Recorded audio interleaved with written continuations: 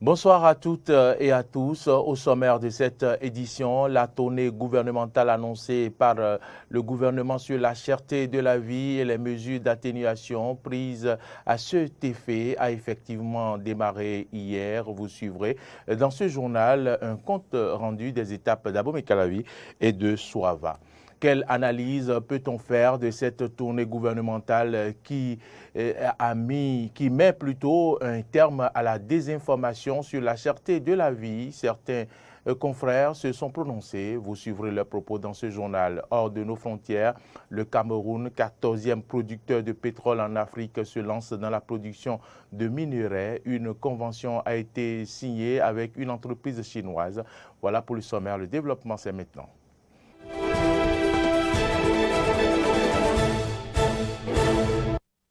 Bienvenue à toutes et à tous et une fois encore merci de votre fidélité à Eden TV. Elle a enfin démarré hier cette tournée gouvernementale sur la cherté de la vie au Bénin. Les premières étapes dans le département de l'Atlantique sont à Abomey-Calavi et Soava. Je vous invite à suivre le compte rendu de ces étapes qui donnent plus de précisions sur cette initiative du gouvernement. Exposer les causes de la cherté de la vie qui secoue la population sur toute l'étendue du territoire national. C'est ce qui a réuni membres du gouvernement et habitants de la commune d'Abomey-Calavi. Il s'est agi pour Pascal Irénée Koupaki d'expliquer les facteurs structurels et événementiels à la base de la crise économique. Nous avons eu Covid-19 et la guerre Ukraine-Russie. Ils fournissent du blé, mais aussi du pétrole et du gaz, ces deux pays-là. Donc s'il y a une guerre là-bas, c'est évident, le prix du pétrole va augmenter. Mais nous avons une autre crise dans le voisinage, les problèmes frontaliers avec le djihadisme. Ça crée aussi des pénuries dans d'autres pays. Mais vous savez que le Bénin est le deuxième producteur de produits vivriers dans les pays de l'UEMOA. Et pour ne pas laisser la population dans cette impasse, le gouvernement a anticipé à travers plusieurs mesures. Et vous savez, les mesures qui ont été prises par le gouvernement pour que le prix du pain n'augmente pas. Le gouvernement n'a pas augmenté les prix des produits pétroliers. Tous les mois, c'est une subvention de 5 milliards de francs CFA avec la capacité d'anticipation du chef de l'État et du gouvernement. Nous avons fait ce qu'il fallait faire pour que les engrais arrivent à des coûts réduits. Pour les engrais, c'est 50 milliards. Si on ne vous le dit pas, vous ne le saurez pas et vous devez savoir que ça aurait pu être pire. Les conducteurs de taxi-bus, etc., on les a identifiés, ils ont reçu des primes d'argent sur les téléphones, les transferts. Plus du milliard investi en un an pour en tout cas les bénéficiaires qui ont emprunté entre 30 et 50 000 francs CFA pour faire une activité génératrice de revenus. On spécule pour prendre plus d'argent chez vous. Donc sur le gaz aussi, ça se passe. Maintenant, vous savez qu'il y a un numéro 113. Si ça existe et qu'on vous le vend plus cher que ce qui est indiqué, dénoncez, donnez le nom ou la localisation de la boutique et les équipes du ministre du Commerce vont faire le reste. Dans les temps que nous traversons, il est indispensable que renaisse la conscience citoyenne.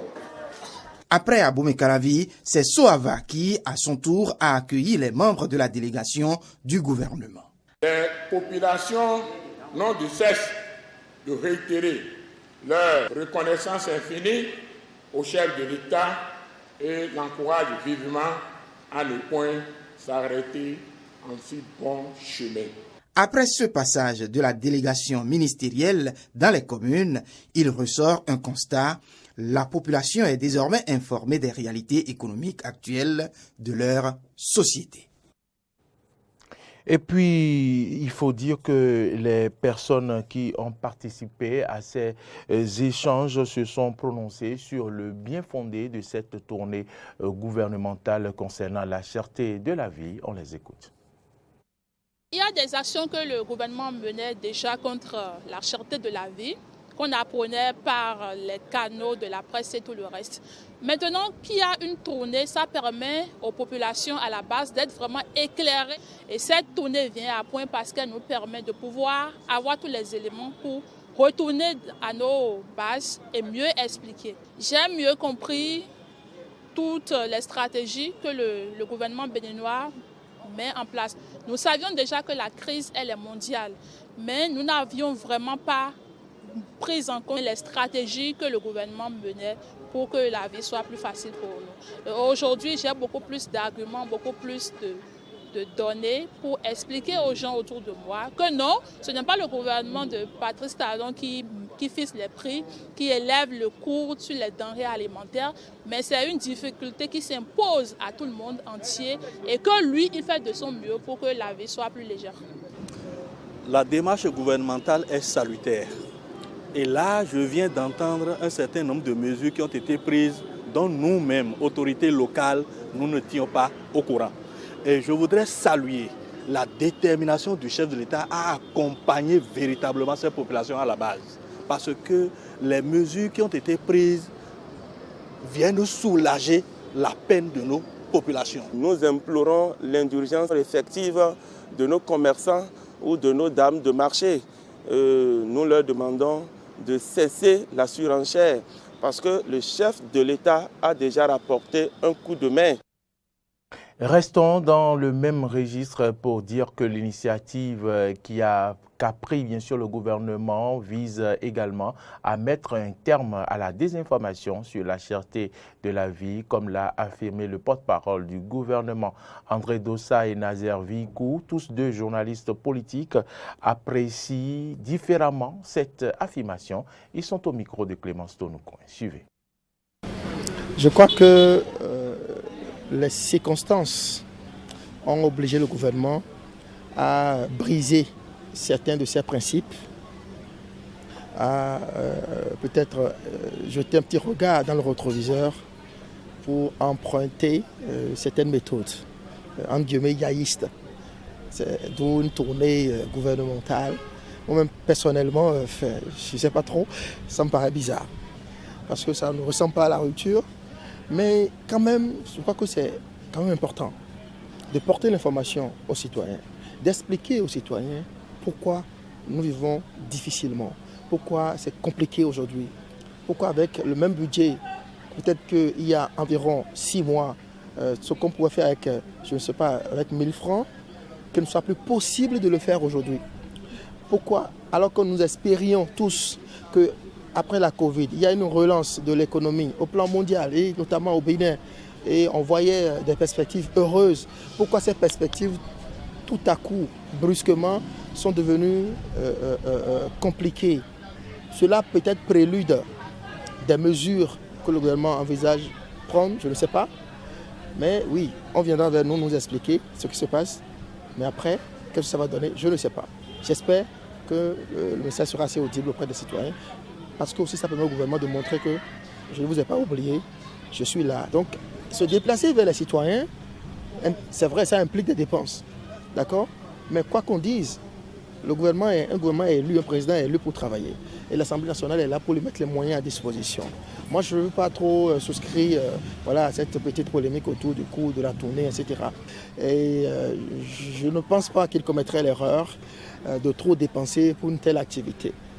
Je n'ai pas vu encore une délégation ministérielle pour en connaître la composition, pour peut-être imaginer le coût éventuel d'une des missions.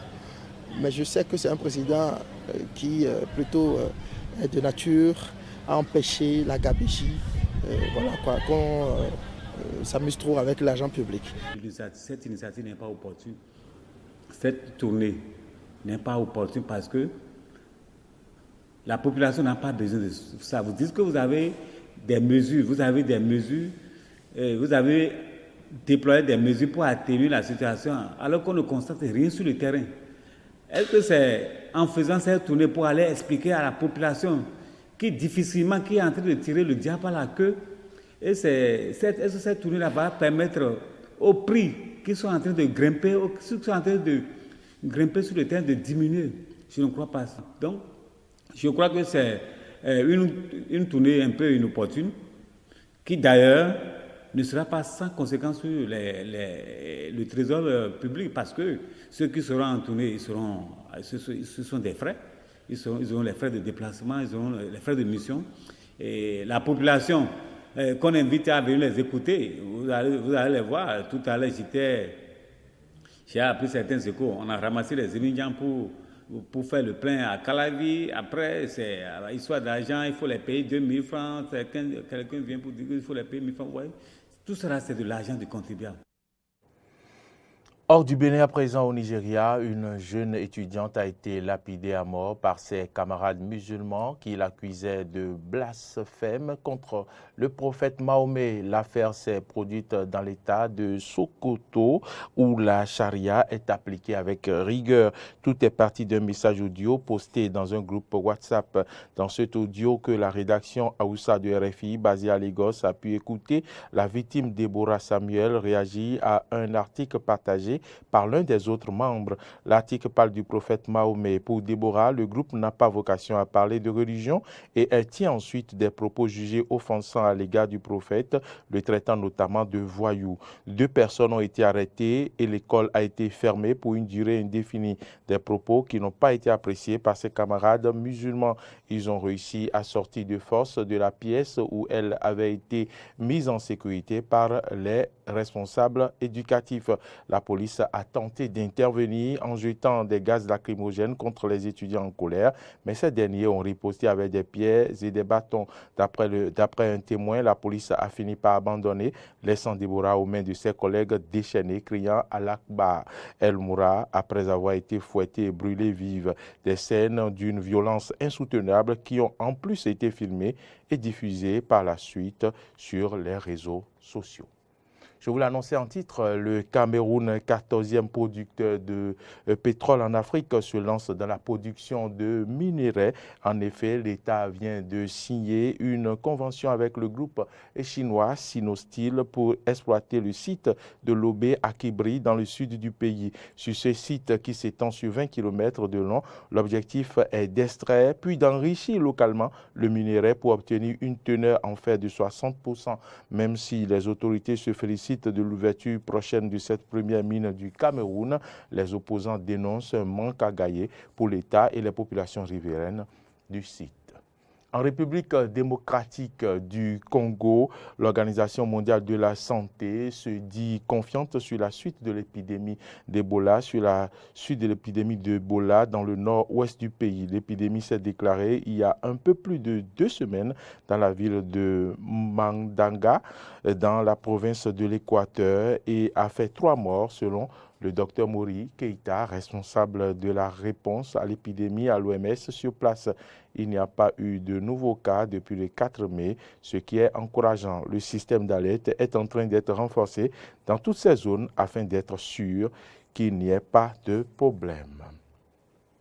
Madame, Messieurs, c'est ici que prend fin ce journal. Merci à toutes et à tous de nous avoir suivis tout au long de cette semaine. L'information se poursuit sur nos différentes plateformes YouTube, Twitter, Facebook et sur notre site internet www.benin-eden.tv. Ne ratez surtout pas les grands rendez-vous de ce week-end. Déjà ce soir à 21h, le forum des rédactions, et demain, vous savez, le grand rendez-vous c'est 11h avec Jardin d'Éden. Bonne suite de nos programmes et bon week-end à toutes et à tous.